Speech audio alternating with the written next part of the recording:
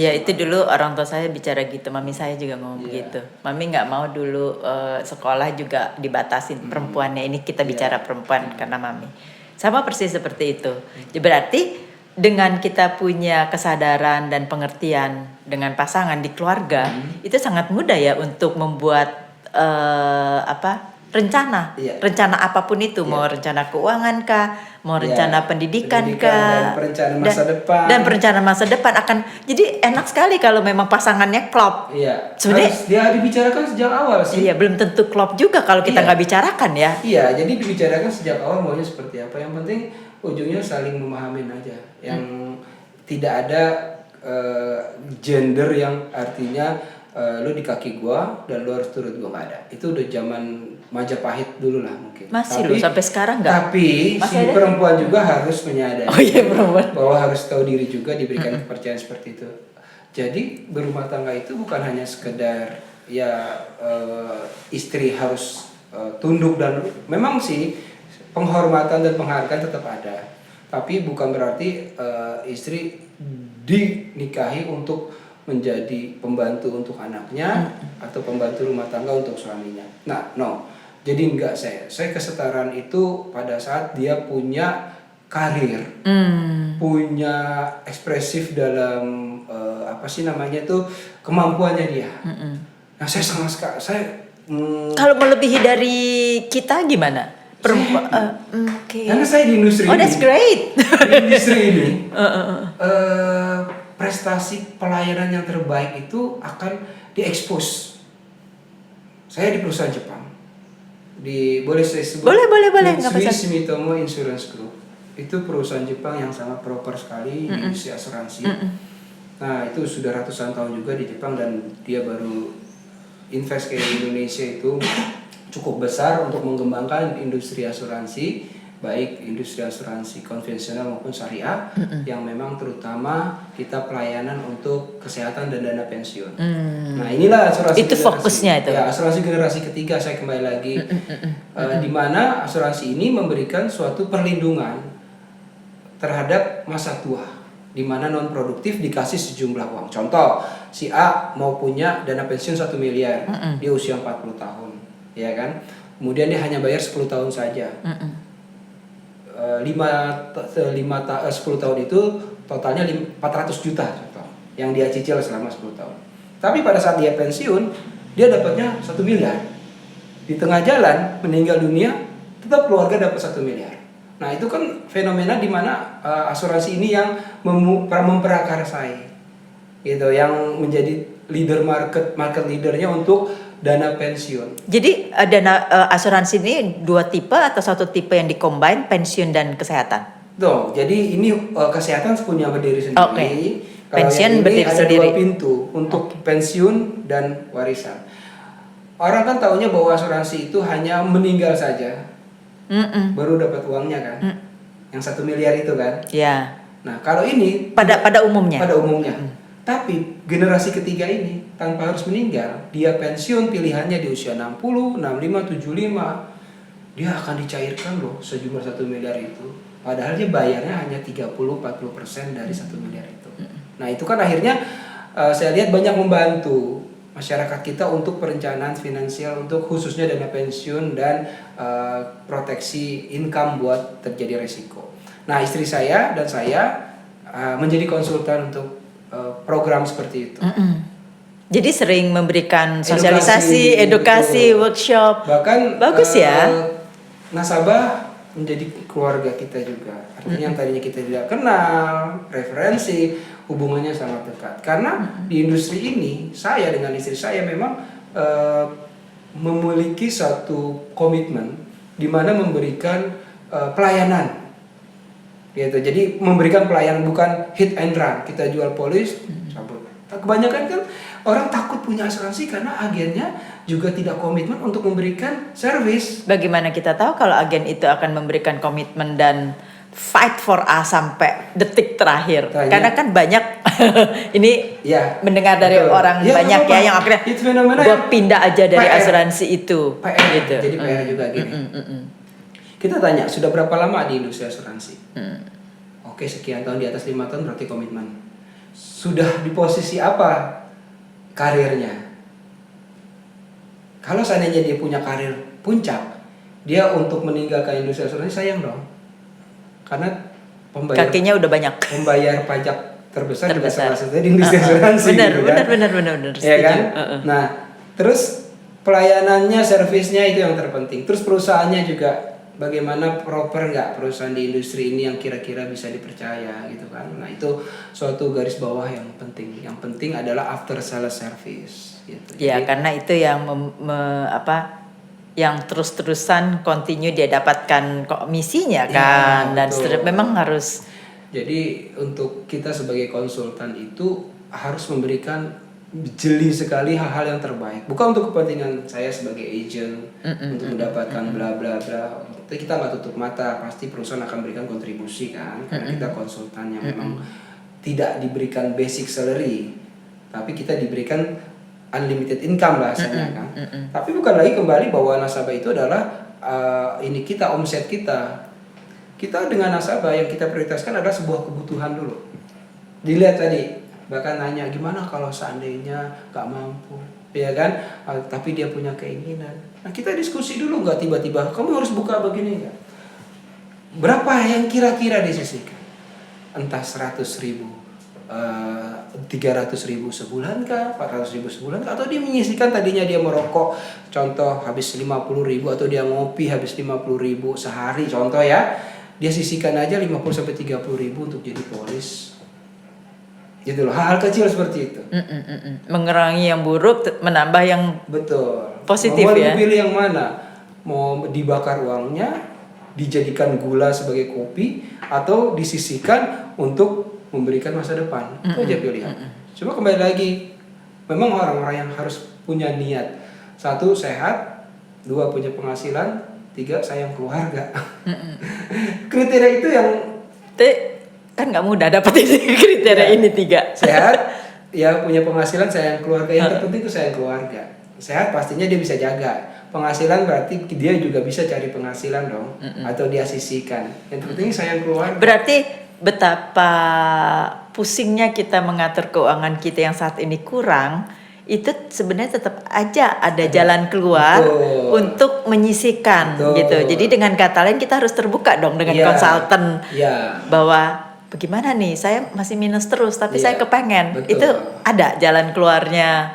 Jadi kita juga sebagai dikatakan agent asuransi, bukan agent asuransi yang hit and run. Kita juga sebagai konsultan dan juga sebagai psikolog juga. Gitu. Contoh, saya nih pas banget punya uang yang saya sisihkan, tapi saya nggak bisa ngapa-ngapain, nggak bisa bergerak. Bisa nggak kerjasama? Bisa menjadi agent freelance, bisa menjadi referral. Banyak loh referral saya, dan akhirnya bayar premi juga dari hasil referral. Dia nggak jadi agen asuransi, nggak, cuma ngasih Pak Idris, teman saya mau nih, Pak Idris datang nih ke tempat teman saya, bla bla bla. Dan banyak juga yang Pak Idris thank you ya, udah dikenalin bisnisnya, dan saya udah lepas pekerjaan lama dan fokus di sini dan hidupnya lebih growth, lebih bagus gitu kan, punya harapan. It's okay, itu fenomena. Hidup kan sebuah pilihan. Gitu. Jadi ya banyak sekali hal-hal. Ada, kalau bahasanya banyak jalan menuju Roma. Itu bahasanya saya juga tuh. Zaman dulu banget ya kita. Jadul banget dari Hong Kong gitu ya. Sama umurnya. Dia nggak ngerti. Dia genset soalnya. Ini genset ini. Badannya aja yang gede. Kita pernah melewati masa genset. Berbeda dengan dulu. Pusingnya mereka kan karena informasi terlalu terbuka. Pusingnya kita susah mencari informasi. Terbalik. Benar. Jadi ternyata susah mencari informasi, dan informasi yang begitu mudah didapatkan problemnya sama. Iya, betul. Ternyata ya. Betul. Jadi memang kondisi sekarang ini yang 5% yang sudah paham mengenai perencanaan finansial di industri asuransi, baik asuransi kesehatan pribadi, asuransi jiwa, atau asuransi dana pensiun, itu di Indonesia baru 5%. Nah, PR-nya 5% dari seluruh Indonesia. Gila, potensinya besar sekali. Besar sekali. Dan kita harus sabar pertama. Karena di kita edukasi tentang asuransi dan perencanaan tidak ada di edukasi Di mana-mana dalam ya. sekolah. Dari basicnya nggak ada. Nah mereka taunya ada handphone sekian, ayo beli, ya kan? Kalian Gen Z yang belum menikah, ya kan, cicil 12 bulan gitu kan. Iya, Yang penting pay gaya, later. gitu, pay FOMO. later. Ini kita tahu Mau dari judul mereka. dan lain-lain nggak ngerti. Nah itulah akhirnya sebenarnya itu PR juga ya, karena Indonesia itu luas sekali pola pikirnya, masyarakatnya, peluang dan potensi negaranya luar biasa. Makanya- Kalau boleh tanya, dengan adanya BPJS, apakah asuransi ini melihat bahwa ada kayak kompetitor gitu, bahwa banyak nanti yang akan lebih memilih ke sana, ya kan, dengan ya tiap bulan kan affordable ya, tiap bulan itu cuma berapa sih, 150.000 kah atau 300 misalnya gitu. Iya. Sedangkan asuransi itu kan kita berbicara ratusan ribu. Iya. Kalau boleh Betul. ini correct me if I'm wrong gitu ya. Nah, apakah kita balik lagi ke dunia asuransi itu melihat BPJS ini sebagai salah satu tantangan? Karena sekarang masif loh. Orang-orang yang mampu pun pakai BPJS and they're very happy. Seneng. Yeah. Wih, lu tau nggak? Gue kalau pakai ini 50 juta ini nggak bayar. Cuman bayar awalnya berapa gitu ya, lupa. Nah, Oke. Sangat bagus sekali lah, artinya BPJS itu juga sudah memberikan pelayanan yang terbaik, service yang terbaik, cuma tidak bisa maksimal dalam arti banyaknya masyarakat yang membutuhkan dan keterbatasan dana juga ya. Saya sarankan buat orang-orang yang mampu membeli asuransi swasta, lebih baik ya walaupun dia sudah bayar BPJS, anggaplah dia sedekah buat orang yang mampu, artinya yang artinya ada di mana di sini sistem yang subsidi silang, dan satu lagi kita kalau punya uang ya kita nggak perlu pelit lah terhadap diri kita. Artinya kalau memang kita bisa membeli asuransi swasta itu kan pelayanannya juga beda. Artinya tanpa harus konfirmasi sana sini, dia sudah pelayanan ya secara khusus ya dengan pelayanan terbaik. Tapi it's okay, kembali lagi kepada manusianya itu juga, apakah dia merasa perlu ataupun tidak. Tapi saya sarankan supaya meringankan beban pemerintah juga, bagi yang mampu sih lebih baik punya asuransi swasta. Bagi yang mampu ya, yang middle up lah artinya. Karena apa? Pertama dia juga tetap membantu pemerintah loh untuk meringankan bebannya. Gitu loh. Karena kita mampu, kenapa kita harus membebankan negara? Kalau saya boleh ngeyel nggak? Ngapain saya mau bantu pemerintah? Pemerintah punya tugas kan untuk sorry ya. Jadi ini kita kan, nggak oke lagi nih. Ini. Pemerintah punya tugas, tapi pemerintah punya keterbatasan. Betul. Lebih baik subsidi silang aja. Artinya biarkan buat saudara-saudara kita yang memang tidak bisa memiliki asuransi swasta. Kan beda pelayanan, Bu. Ada uang, ada rupa, ada pelayanan gitu ya. Kembali pilihan ya. Iya, kembali pilihan. Bisa jadi orang yang mampu nggak apa-apa, gue juga nerimo lah dengan gitu, kan something like that gitu. Tapi kebanyakan juga akhirnya klien-klien saya yang memang middle dan sampai middle up gitu ya. Pengacara, pengusaha, semua akhirnya buka Pak Idris yang sampai Singapura ada nggak? Sampai seluruh dunia bisa nggak? One bed one room ada nggak? Yang pelayanannya cashless ada nggak? Gitu. Jadi mereka punya membeli pelayanan. Oh, itu berarti yang bertanya itu mereka sudah melek asuransi. Ya, sudah melek asuransi, dan tadinya juga ada satu pengacara terkenal cukup ya. Dia nggak ini dengan asuransi, sampai dia satu dia bilang bahwa nggak ada asuransi yang benar. Tidak ada asuransi yang benar. Benar, karena dia kalau didengar oleh perusahaan asuransi marah nggak tuh? Nggak juga ya. Nggak, jadi gini. Itu pola pikirnya dia. Cuma saya bilang, nggak benarnya di mana? Saya sering menangani kasus klaimnya yang nggak dibayar begini. Bapak sebagai pengacara harus lihat beberapa hal. Kenapa perusahaan asuransi tidak membayar klaim? Pasti ada something yang memang klausalnya tidak dipenuhi oleh nasabah, atau misinformasi yang harusnya dapat ya, seperti apakah pembayarannya tepat waktu, apakah pernah lapse, ada pre-existing condition, penyakit yang sudah terjadi kemudian ditutup-tutupi. Jadi gitu nggak kan? terus terang untuk mengisi. Oh begitu ya, iya Bapak harus paham juga bahwa nggak bisa melihat dari sepresisi yang hanya satu jalur, tapi kita lihat dari berbagai jalur. Kadang di pihak perusahaannya juga Bapak juga bisa lihat di pihak nasabahnya juga. Itu bisa ketemu Pak. Jadi kenapa perusahaan asuransi yang Bapak tidak percaya hampir semuanya, karena Bapak lihat dari satu sisi. Coba Bapak dilihat dari sisi, pelajari di mana kekurangannya, di mana kenapa, how to. Perusahaan asuransi juga punya komitmen besar untuk memberikan pelayanan karena mereka investor, perusahaan asing ya. Artinya memberikan investasi ke Indonesia itu nggak main-main, dan dia juga punya nama baik. Ya, artinya ada satu hal yang memang kita harus pahami dulu. Gitu. Jadi nggak satu sisi, kemudian kita lihat dari dua sisi, baru kita ketemu benang merahnya di mana. Nah, dia akhirnya pelajarin. Nah, diskusi sama saya, apa kebutuhannya dia, ya kan? Saya nggak up dia saya mau yang seluruh dunia. Ngapain Pak seluruh dunia? Mau Pak harus ke seluruh dunia berobat? Saya bilang gitu kan.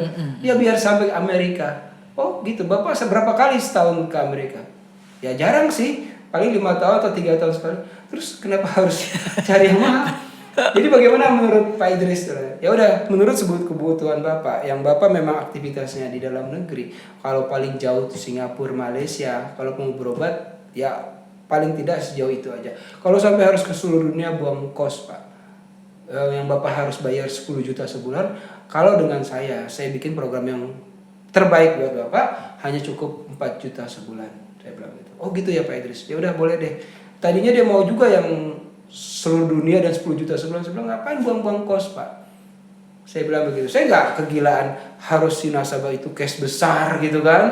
Tapi sayang buat kebutuhannya. Ya kadang-kadang gengsi juga mungkin ya. Iya, saya bilang gak perlu gengsi lah, hidup ini yang penting. Tapi ini berarti bagus, maksudnya as a consultant, ya kan kita memberikan solusi, kita memberikan juga pandangan. Ya betul juga ya, ke Amerikanya sekali 3-5 tahun ngapain kadang juga kalau orang kaya itu punya gengsinya cukup tinggi, tapi betul. Kita cukup meredam gengsinya aja, artinya sesuai kebutuhan. Dan nasabah juga akan berpikir bahwa saya nggak sekedar mata duitan mencari cash di sini kan, mencari cash besar gitu kan, nggak terlalu suka juga, karena kalau memang itu tidak dibutuhkan oleh si nasabah, saya nggak akan mau berikan juga.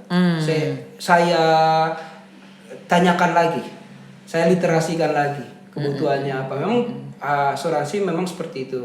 Kalau beda agen hanya sebagai sales, beda dengan agen sebagai konsultan. Iya, karena pengetahuannya berbeda ya. Karena istri saya juga kan 18 tahun sebagai perawat senior, ya kan. Jadi untuk klaim-klaim, alhamdulillah lebih semuanya ini ya. Yang tadinya di hold, artinya ada pengecualian kah, ada penolakan kah, kita argumen. Kita kayak lawyer juga loh. Iya, karena dia tahu ya. Pengalaman, kita kasih literasi lagi sebab akibat kenapa yang tadinya perlu penelusuran atau apa. Kita koordinasi lagi dengan rumah sakit. Ini kadang rumah sakit juga kasih informasi yang tidak sesuai gitu kan. Jadi berarti jadi saya motong deh. Gak apa-apa. Tapi pengen ngasih pengertiannya adalah begini. Jadi berarti menjadi agen asuransi atau konsultan ya, atau financial planner lah, whatever itu dibicarakan, tidak hanya mengetahui bagaimana cara menghitung asuransi tersebut kan, bahwa dengan dana sekian ini, tetapi juga harus ada service. Service-nya itu adalah bagaimana kita dari sejak masuk rumah sakit kita bisa tetap carikan rumah sakitnya. Jadi tetap kita harus ada empati juga untuk apalagi ini masalah sakit. Betul. Masalah. Jadi nasabah telepon, psikolog. Ada nasabah di Bali. Dia suaminya orang Inggris, dia pulang dari Inggris, kemudian dia sakit, dia stay di Bali. Saya amprah ke rumah sakit yang ada di Bali, rumah sakit internasional sana. Saya koordinasi sama rumah sakit, siapkan tempat.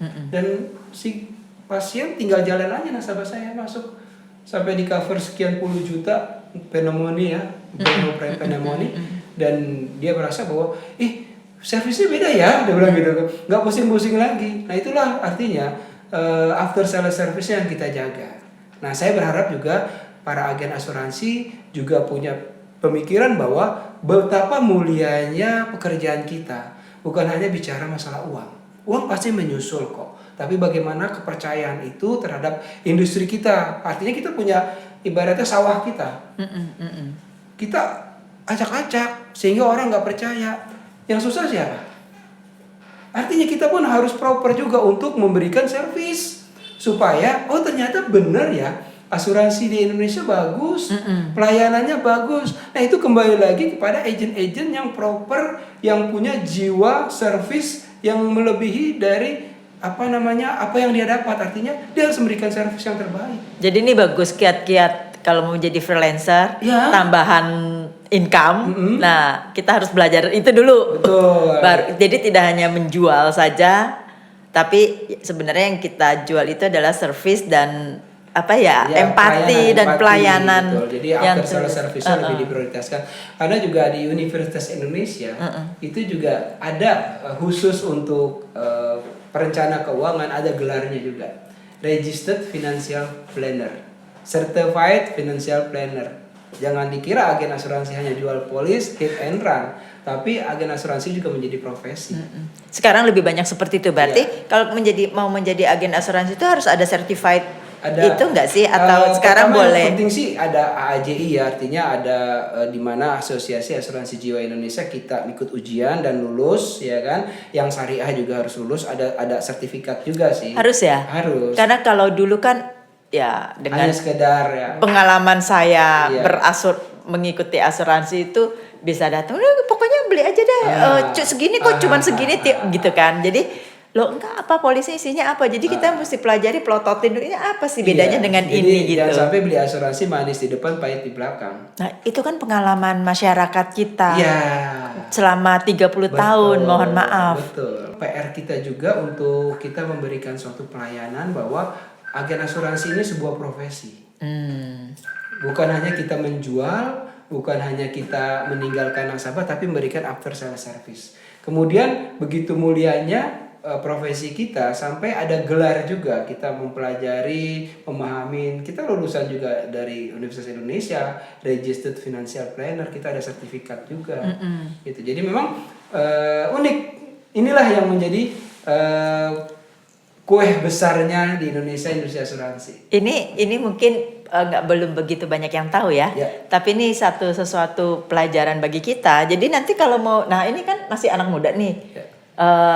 Sudah mulai memikirkan. Memang muda itu kan lebih banyak FOMO-nya, lebih banyak kepengen pamernya, ini itu segala yang ngikutin tren ya. Gitu. Tapi kalau dimulai dari awal, berapapun itu kan tadi mau 50.000 pun juga bisa sebenarnya. Jadi pada dasarnya sih untuk anak-anak muda itu harus membuka hati dulu. Saya rasa sih anak muda sudah berpikir, walaupun memang kebanyakan melihat tren sekarang itu konsumtif, tapi tidak sedikit juga mereka yang sudah memahami bahwa financial planning itu penting. Ya intinya kita harus memutus sandwich generation. Jangan sampai anak-anak kita menanggung masa tua kita. Kalau kita menanggung orang tua kita sudah terlanjur. Itu harus It's a given. It's a given ya. Jadi harus diterima. Harus diterima. Jadi intinya kita berbicara dari pribadi sampai profesi ya. Udah selesai belum? Jadi pribadi sampai profesi Nggak berasa kan? Nggak berasa. Jadi pengalaman ini yang saya garis bawahi ya Mbak. Ya Indonesia perlu tenaga pemasar yang profesional di industri asuransi, tapi sinyal-sinyalnya sudah mulai kelihatan. Gitu. Yang profesional ya. Untuk teman-teman yang memerlukan asuransi ya, validasikan dulu ya agentnya ya, untuk pastikan untuk memberikan solusi. Artinya konsultasilah.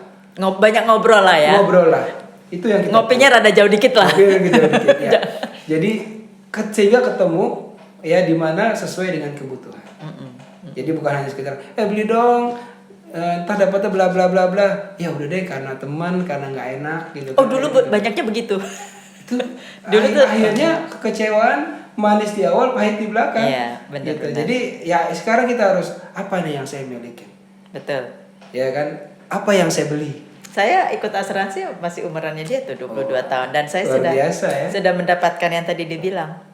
Good lah, alhamdulillah ya. Jadi pada 10 tahun kemudian, jadi waktu saya ambil 10 atau 15 tahun. Jadi saya cuma bayar berapa tahun, misalnya 10 tahun.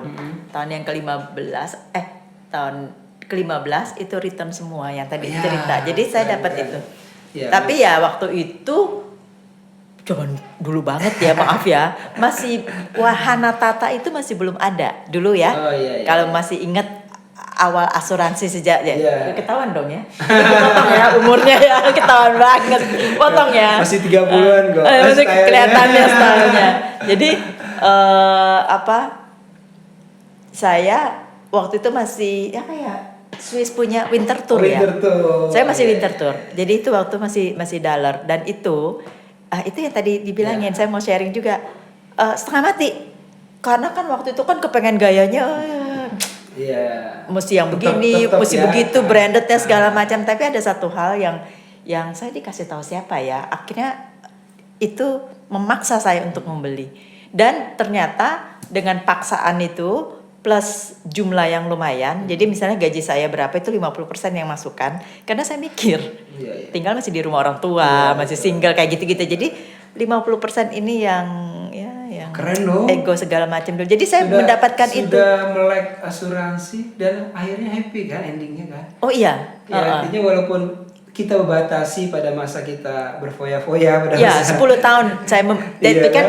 kembali lagi 10 tahun itu kan gaji naik terus. Iya, betul. Jadi at the end of the day yang tadi 50%, Iya. akhirnya jadi porsinya itu 20% aja 20%, iya. setelah 10 tahun. Ah, Ya kan? Nah, hasil kemudian balik. dan hasilnya kembali semua dengan tadi itu perhitungan Iya. bunga, ya nggak tahu ya waktu itu Nah, dengan juga investasi. Betul Mbak. Jadi nggak perlu khawatir. Ya kerjanya yang terbaik aja buat karyawan-karyawan ya. Pasti perusahaan kan ada kenaikan-kenaikan gaji kalau kita tetap stay di perusahaan itu, ya kan. Nah itu pun nanti yang namanya asuransi juga untuk asuransi dana pensiun itu nggak akan ada kenaikan. Kecuali asuransi kesehatan ya dari pricing kenaikan Ya, harga ada. karena kan Biaya kesehatan di mahal. Indonesia juga 10-30% kenaikannya ya. Iya. Bahkan sampai 50%. Nah, itu asuransi kesehatan memang ada kenaikan. Tapi kalau asuransi dana pensiun Nggak di ada. kontrak kita misalkan sebulannya contoh 2 juta. Ya, itu terus flat. sampai selesai 2 juta. Yang kita dapat juga lebih dari apa yang kita Ya itu setorkan. Jadi sangat fenomenal sekali masyarakat kita khususnya anak-anak muda ya harus sudah melek. Paling tidak pengen tahu dulu deh. Gitu. Jangan sampai nggak mau tahu ujung-ujungnya gue pengen muda lagi. Saya aja ikut program ini untuk sampai 1 miliar premi cukup besar kan usia saya udah 50 something. Ya tapi kan better late than nothing dong. iya. Jadi ya yang penting ya bahwa kita sudah bisa menjadi berkat buat banyak orang. Iya. Edukasi intinya sih asuransi profesi agen asuransi dikatakan mulia ya kalau kita menjaga sebuah komitmen. Ya betul.